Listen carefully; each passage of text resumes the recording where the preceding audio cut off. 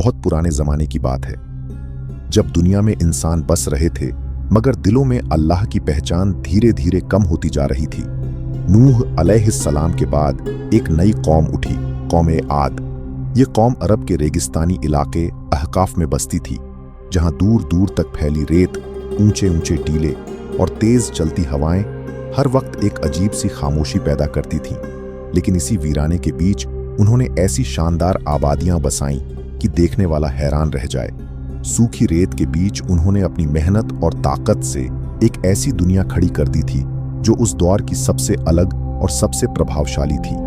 उनके शहरों में ऊंचे ऊंचे स्तंभ थे, मजबूत इमारतें थीं और ऐसे महल थे जो दूर से चमकते हुए दिखाई देते थे। इसी वजह से उनके एक मशहूर शहर को इरम जातुल इमाद कहा गया, यानी ऐसे स्तंभों वाला शहर जिसकी मिसाल दुनिया में कहीं नहीं थी। यह लोग कदकाठी में भी बेहद मजबूत थे। उनके जिस्म पहाड़ों की तरह ठोस, उनकी चाल में गुरूर और उनके लहजे में ऐसा आत्मविश्वास था जो धीरे धीरे घमंड में बदलता जा रहा था। वे पहाड़ों को तराश कर रास्ते बनाते, रेगिस्तान को अपने काबू में लाते और अपनी ताकत का प्रदर्शन ऐसे करते जैसे उन्हें कोई रोक ही नहीं सकता। समय के साथ उनकी ताकत बढ़ती गई, उनके शहर और भव्य होते गए और उनके दिलों में यह यकीन बैठता गया कि अब उन्हें कोई हरा नहीं सकता।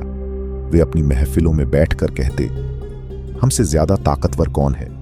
यह सिर्फ एक सवाल नहीं था, बल्कि एक ऐलान था, एक घमंड था जो उनकी सोच में पूरी तरह बस चुका था। उन्हें लगता था कि उनकी ताकत, उनका इल्म और उनकी दौलत ही उनकी असली पहचान है। धीरे धीरे उन्होंने अल्लाह को भुला दिया और पत्थरों के बुतों को अपना माबूद बना लिया। वे उन्हीं के सामने झुकते, उन्हीं से मदद मांगते और यही समझते कि वही उन्हें हर मुसीबत से बचा सकते हैं। लेकिन अल्लाह अपनी मखलूक को यूं ही गुमराही में नहीं छोड़ता। उसने इस कौम की हिदायत के लिए उन्हीं में से एक नेक और सच्चे इंसान को चुना, हूद अलैहिस्सलाम।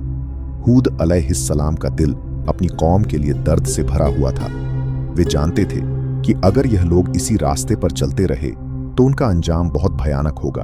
उन्होंने अपनी कौम को बड़ी मोहब्बत और नरमी के साथ समझाना शुरू किया। उन्होंने कहा, ऐ मेरी कौम, अल्लाह की इबादत करो, उसके सिवा तुम्हारा कोई माबूद नहीं। क्या तुम नहीं समझते कि जो कुछ तुम्हें मिला है वह सब अल्लाह की तरफ से है? अगर तुम उसका शुक्र अदा करोगे और उसकी तरफ लौट आओगे तो वह तुम्हें और भी नेमतें देगा, तुम्हारी ताकत में इजाफा करेगा और तुम्हें कामयाबी देगा। लेकिन कौम ए आद ने उनकी बात को हल्के में लिया। उन्होंने कहा, क्या तुम हमें हमारे बाप दादाओं के रास्ते से हटाना चाहते हो? हम उन बुतों को नहीं छोड़ेंगे जिनकी पूजा हमारे बुजुर्ग करते आए हैं। कुछ लोगों ने उनका मजाक उड़ाया, कुछ ने उन्हें झूठा कहा और कुछ ने उन्हें पागल तक कह दिया। उनके लिए यह बात मानना मुश्किल था कि एक इंसान जो उन्हीं जैसा है उन्हें सच्चाई का रास्ता दिखा सकता है। हूद अलैहिस्सलाम ने फिर भी सब्र नहीं छोड़ा। वे बार बार अपनी कौम को समझाते रहे। वे कहते, मैं तुमसे इसके बदले कोई इनाम नहीं चाहता, मेरा अज्र तो सिर्फ अल्लाह के पास है। मैं तुम्हारा भला चाहता हूं। अगर तुम अल्लाह से माफी मांगोगे तो वह तुम पर अपनी रहमत बरसाएगा, आसमान से बारिश भेजेगा और तुम्हारी ताकत को और बढ़ा देगा। लेकिन घमंड में डूबी हुई कौम पर इन बातों का कोई असर नहीं हुआ। वे कहते, अगर तुम सच कहते हो तो वह अजाब ले आओ जिसकी तुम धमकी देते हो। यह उनकी जिद और हठ का सबसे बड़ा सबूत था। वे सच्चाई को जानते हुए भी उसे ठुकरा रहे थे, क्योंकि उनका घमंड उन्हें झुकने नहीं दे रहा था। समय गुजरता गया। हूद अलैहिस्सलाम अपनी कौम को समझाते रहे, मगर बहुत कम लोग ही उन पर ईमान लाए। बाकी लोग अपनी ही दुनिया में खोए रहे, अपने महलों में मग्न रहे और अपनी ताकत पर गर्व करते रहे। फिर धीरे धीरे हालात बदलने लगे। आसमान ने अपनी रहमत रोक ली, बारिश बंद हो गई, जमीन सूखने लगी, दरख्त मुरझाने लगे, खेत बंजर हो गए, जानवर प्यास से तड़पने लगे। यह एक चेतावनी थी, एक मौका था कि लोग अपनी गलती समझ लें और अल्लाह की तरफ लौट आए। हूद अलैहिस्सलाम ने फिर उन्हें पुकारा, देखो, यह तुम्हारे गुनाहों का नतीजा है। अल्लाह से माफी मांगो, वही तुम्हें राहत देगा। लेकिन कौम ने फिर भी इनकार कर दिया। उनका घमंड अब भी उनके दिलों पर छाया हुआ था। फिर एक दिन जब हालात बेहद खराब हो चुके थे, आसमान पर एक बादल दिखाई दिया। कौम के लोग खुश हो गए। उन्होंने सोचा कि अब बारिश आएगी, अब उनकी मुश्किलें खत्म हो जाएंगी। वे अपने घरों से बाहर निकल आए, आसमान की तरफ देखने लगे और खुशी से झूम उठे। उन्हें लगा कि अब सब कुछ ठीक हो जाएगा, लेकिन यह उनकी सबसे बड़ी गलतफहमी थी। हूद अलैहिस्सलाम ने कहा, यह वह नहीं है जो तुम समझ रहे हो, यह तो वह अजाब है जिसकी तुम जल्दी मचा रहे थे। लेकिन अब बहुत देर हो चुकी थी। वह बादल उनके ऊपर आया और उसके साथ ही हवाएं चलने लगीं, पहले हल्की, फिर तेज और फिर एक भयानक तूफान में बदल गईं। यह कोई साधारण हवा नहीं थी, यह अल्लाह का अजाब था।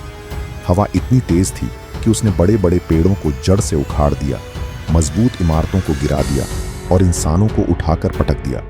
लोग अपनी जान बचाने के लिए भागते रहे, मगर कहीं भी पनाह नहीं थी। उनकी ताकत, उनका घमंड, उनके महल, सब कुछ बेकार हो चुका था। यह तूफान लगातार 7 रात और 8 दिन तक चलता रहा। हर दिन तबाही बढ़ती गई, हर रात डर और गहरा होता गया। जो लोग कभी अपनी ताकत पर गर्व करते थे, वे आज एक झोंके के सामने बेबस थे। उनकी चीखें आसमान तक पहुंची, मगर अब कोई सुनने वाला नहीं था। और फिर जब तूफान थमा तो वहां सिर्फ सन्नाटा बचा। रेत के टीले, टूटी हुई इमारतों के निशान और हर तरफ तबाही का मंजर। कौम ए आद, जो कभी अपनी ताकत और शान के लिए जानी जाती थी, अब सिर्फ एक कहानी बन चुकी थी। लेकिन इस अजाब के बीच अल्लाह ने अपने नबी हूद अलैहिस्सलाम और उन लोगों को बचा लिया जो उन पर ईमान लाए थे। वे सुरक्षित रहे क्योंकि उन्होंने सच्चाई को अपनाया था। हूद अलैहिस्सलाम उस उजड़ी हुई जमीन को देख रहे थे। उनके दिल में दुख था, मगर साथ ही यह सुकून भी था कि उन्होंने अपना फर्ज पूरा कर दिया। उन्होंने अपनी कौम को हर तरह से समझाया था, मगर हिदायत देना उनके हाथ में नहीं था। यह कहानी सिर्फ एक बीते हुए दौर की नहीं है, बल्कि हर दौर के इंसान के लिए एक सबक है। यह हमें याद दिलाती है कि असली ताकत इंसान की नहीं, बल्कि अल्लाह की होती है। इंसान चाहे कितना भी मजबूत क्यों ना हो जाए, अगर वह अपने रब को भूल जाए और घमंड में जीने लगे, तो उसका अंजाम वही होता है जो कौम ए आद का हुआ। और आज भी अगर कोई अहकाफ की रेत पर खड़ा होकर ध्यान से सुने, तो उसे हवा की सरसराहट में जैसे एक खामोश पैगाम सुनाई देता है। एक ऐसी आवाज जो हर इंसान को याद दिलाती है कि यह दुनिया फानी है और असली हकीकत सिर्फ अल्लाह की है।